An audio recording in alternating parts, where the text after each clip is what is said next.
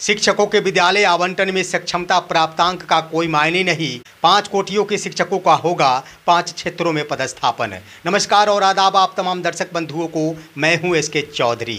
दोस्तों, बिहार के तमाम सक्षमता उत्तीर्ण शिक्षकों के विद्यालय आवंटन की प्रक्रिया विचाराधीन है और इन दिनों शिक्षकों की निगाहें बस उस ओर टिकी है कि आखिर शिक्षकों का पदस्थापन कहां होगा और कौन से विद्यालय किन शिक्षक को आवंटित किए जाएंगे। दोस्तों, इसके संबंध में पहले ये खबर आ रही थी कि शिक्षकों को प्राप्तांक के आधार पर विद्यालय आवंटित किए जाएंगे, यानी जो शिक्षक ज़्यादा से ज़्यादा अंक प्राप्त करेंगे सक्षमता परीक्षा में उन शिक्षकों को शहरी क्षेत्र प्रदान किया जाएगा और जो कम अंक ला पाएंगे उन्हें सुदूर इलाकों में भेज दिया जाएगा।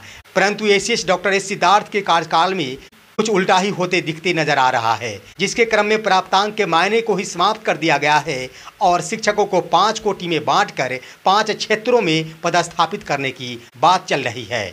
साथियों, आखिर वो कौन कौन से कोटि हैं जिन्हें किन किन क्षेत्रों में पदस्थापित किया जाएगा, इससे पहले कि इन तमाम बिंदुओं के ऊपर हम विस्तार पूर्वक चर्चा करें, अगर आपने अभी तक हमारे इस चैनल सुसत्य वचन को सब्सक्राइब नहीं किए हैं तो कृपया अभी सब्सक्राइब कर लेंगे। दोस्तों, विगत एक सप्ताह के अंदर शिक्षा विभाग द्वारा बनाई जा रही रणनीति के ऊपर जब गहनतापूर्वक मंथन किया जाता है और उसका विश्लेषण किया जाता है, तब यही स्पष्ट होता है कि शिक्षा विभाग प्राप्तांक के मायने को समाप्त कर शिक्षकों को 5 कोटियों में बांट दिए हैं और उन 5 कोटियों को पदस्थापित करने की दिशा की ओर आगे बढ़ रही है। साथियों, आखिर पदस्थापित होने वाले 5 क्षेत्र कौन कौन थे, इसके बारे में आप सभी अवगत हैं, जिसके क्रम में हम एक बार फिर से आपको बता दें। दोस्तों, प्रथम था पर्वतीय इलाका, दूसरा था नदी पार का इलाका, तीसरा था शहरी क्षेत्र, चौथा था अर्ध शहरी क्षेत्र और 5वां था घरेलू यानी देहाती क्षेत्र। और ये 5 क्षेत्र बनाए गए थे जिसके आधार पर एस सिद्धार्थ के द्वारा ये बातें कही गई थी कि शिक्षकों का विद्यालय का आवंटन इन्हीं क्षेत्रों के आधार पर किया जाएगा। और जो हमारा विश्लेषण कहता है कि शिक्षकों को भी 5 कोटियों में बांट दिया गया है और जो हमारा विश्लेषण कहता है उसके अनुसार 5 कोटियों के शिक्षकों को 5 क्षेत्र में पदस्थापित कर दिया जाएगा। इसके लिए कहीं से भी कोई चॉइस मांगने की आवश्यकता नहीं पड़ेगी। शिक्षा विभाग इन्हीं नीतियों पर काम कर रही है। दोस्तों, सबसे पहले हम बता दें कि शिक्षकों को जो भी जिला सक्षमता परीक्षा के रिजल्ट के दरमियान आवंटित किया गया है, उसी जिले में ही 5 क्षेत्रों का विद्यालय आवंटित किया जाएगा। उसके क्रम में शिक्षकों को जो भी 5 कोटि में बांटा गया है उसमें प्रथम स्थान दिया गया है दिव्यांग एवं असाध्य रोग से ग्रसित शिक्षक। इन दोनों ही कोटियों के शिक्षकों के लिए शिक्षा विभाग ये रणनीति अपनाई है कि इनको शहरी क्षेत्र प्रदान कर दिया जाएगा। हालांकि इन दोनों ही कोटि के शिक्षकों से शिक्षा विभाग एक आवेदन मांगेगी ताकि उस आवेदन के आधार पर यह स्पष्ट हो सके कि वो शिक्षक बीमार है या फिर दिव्यांग है, क्योंकि शिक्षा विभाग के पास अभी कोई आंकड़ा नहीं है जिसके आधार पर वो निर्धारित कर सके कि आखिर कौन शिक्षक असाध्य रोग से पीड़ित है और कौन शिक्षक दिव्यांग है। तो आवेदन के आधार पर शिक्षा विभाग को यह पता चल सकेगा कि कौन दिव्यांग है और कौन असाध्य रोग से पीड़ित है। इन बिंदुओं के आधार पर शिक्षकों को शहरी क्षेत्र यानी दिव्यांग और असाध्य रोग से पीड़ित शिक्षकों को शहरी क्षेत्र आवंटित किया जा सकता है। वहीं दोस्तों, महिला शिक्षिकाओं के बारे में बात किया जाए तो महिला शिक्षिकाओं के लिए भी सरकार वचनबद्ध है और सरकार चाहती है कि निश्चित रूप से कुछ न कुछ महिला शिक्षिकाओं को राहत मिलनी चाहिए। इसके क्रम में शिक्षा विभाग द्वारा ये कदम उठाया जा सकता है कि महिला शिक्षिकाओं के आंकड़े उनके पास मौजूद है, उनसे किसी भी प्रकार का आवेदन लेने की कोई आवश्यकता नहीं है और इन शिक्षिकाओं के लिए अर्ध शहरी क्षेत्र के विद्यालय आवंटित करते हुए इन्हें राहत प्रदान किया जा सके। जिसके क्रम में आप सभी अवगत हो गए होंगे कि सदन के अंदर भी प्रोफेसर नवल किशोर यादव द्वारा ये बातें कही गई थी कि बिहार सरकार द्वारा महिला शिक्षिकाओं के प्रति कम से कम ये कदम उठाया जाए कि महिला शिक्षिकाओं को अपने विद्यालय तक आने जाने में कोई ज़्यादा दिक्कत का सामना नहीं करना पड़े। साथियों, इस पर शिक्षा मंत्री सुनील कुमार ने हामी भी भरी थी और उसके बाद नवल किशोर यादव अपने प्रस्ताव को वापस ले लिए थे।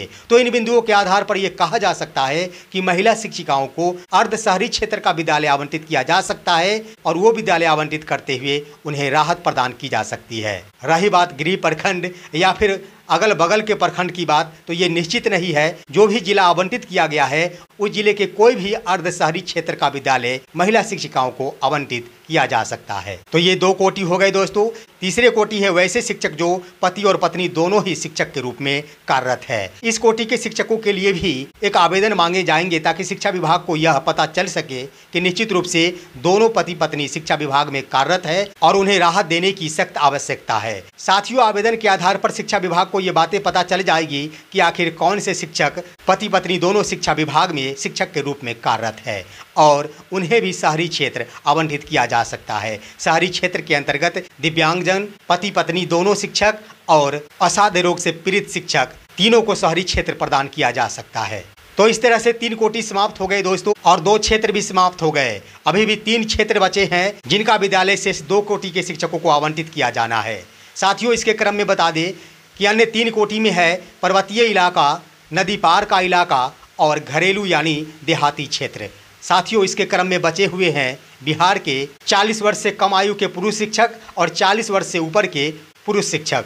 साथियों, हम बता दें कि पर्वतीय इलाका और नदी पार का इलाका दोनों ही 2 क्षेत्र है, परंतु बिहार में अधिकतर जहां पर्वतीय इलाका वहां नदी पार का इलाका नहीं है और जहां नदी पार का इलाका है वहां पर्वतीय इलाका नहीं है। लेकिन फिर भी अगर जिस जिले में दोनों ही इलाका हो, पर्वतीय इलाका भी हो और साथ ही साथ नदी पार का भी इलाका हो, तो इन दोनों ही क्षेत्रों में 40 वर्ष से कम आयु के शिक्षकों को भेजा जाएगा, जो कि सुदूर क्षेत्र होगा। यानी एक तरह से कह दिया जाए तो सुदूर क्षेत्र का इलाका, सुदूर क्षेत्र के विद्यालय 40 वर्ष से कम आयु के शिक्षकों को ही आवंटित किया जाएगा और उन्हें वहां जाना होगा। वहीं दोस्तों, अब सिर्फ बचा है देहाती क्षेत्र का इलाका जहां का विद्यालय। इन बिंदुओं के आधार पर हम कह दें कि घरेलू क्षेत्र यानी देहाती क्षेत्र का वो तमाम विद्यालय अब तमाम पुरुष शिक्षकों के लिए ही बच गया।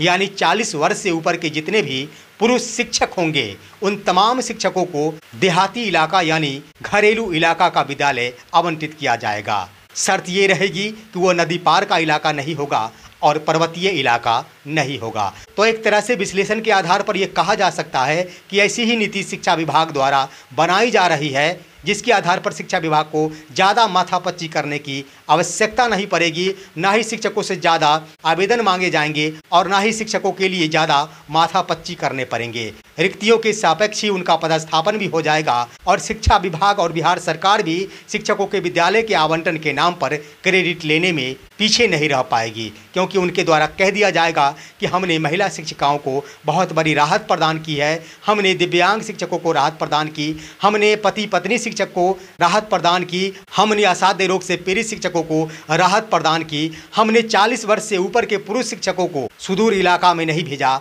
नदी पार के इलाका में नहीं भेजा, पर्वतीय इलाका में नहीं भेजा, यानी 5 के 5 कोटि के शिक्षकों को राहत प्रदान की है। और इन बिंदुओं के आधार पर शिक्षा विभाग एक बार फिर से क्रेडिट लेकर एक कठोर नीति का पालन करवा सकती है जो शिक्षकों को सरल नीति नजर आएगी और शिक्षक एक बार फिर से कहेंगे कि एसएस डॉक्टर एस सिद्धार्थ की कार्यशैली वास्तव में शिक्षकों के हित में है। दोस्तों, यह था आज का अहम विश्लेषण। आप सभी हमारे इस वीडियो को लाइक कीजिए, साथ ही साथ इन तमाम बिंदुओं के आधार पर आपका तर्क क्या कहता है आप कमेंट के रूप में जरूर बताएं।